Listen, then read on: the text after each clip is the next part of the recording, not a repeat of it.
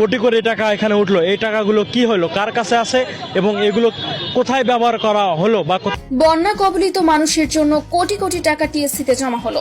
এই টাকা এখনো কার কাছে আছে, কত টাকা কিভাবে খরচ হয়েছে তা এখনো পরিষ্কার নয়। সমন্বয়ক ব্যানারে এখন ট্যুর দিচ্ছে, অপকর্ম হচ্ছে।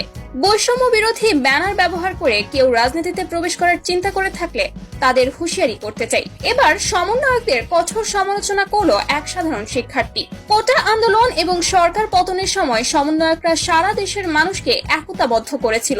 তবে বর্তমানে বিভিন্ন বিতর্কিত কাণ্ডে সমন্বয়কদের জনপ্রিয়তা ধীরে ধীরে কমে আসছে। সাধারণ ছাত্ররা এখন সমন্বয়কদের বিরুদ্ধে নানা অভিযোগ তুলতে শুরু করেছে।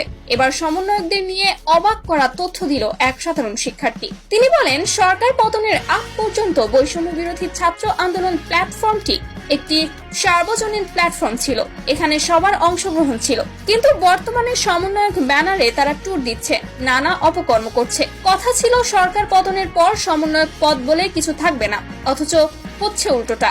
এছাড়া তিনি বলেন, বন্যার্তদের সাহায্যে টিএসসিতে মানুষ যে অর্থ সাহায্য করেছিল সেই অর্থের সঠিক ব্যবহার এখনো দেখতে পাইনি। কত টাকা উঠেছে, কত টাকা খরচ হয়েছে, সাধারণ মানুষ তার হিসাব পায়নি। এই যে কোটি কোটি টাকা উঠলো, এই টাকা কার কাছে আছে, কোথায় ব্যবহার করা হলো, তার তথ্য আমরা জানতে চাই। বৈষম্য বিরোধী ছাত্র আন্দোলনের ব্যানার ব্যবহার করে যারা রাজনীতি করার কথা ভাবছে তাদের বলতে চাই, এটা কোনো রাজনৈতিক ব্যানার নয়।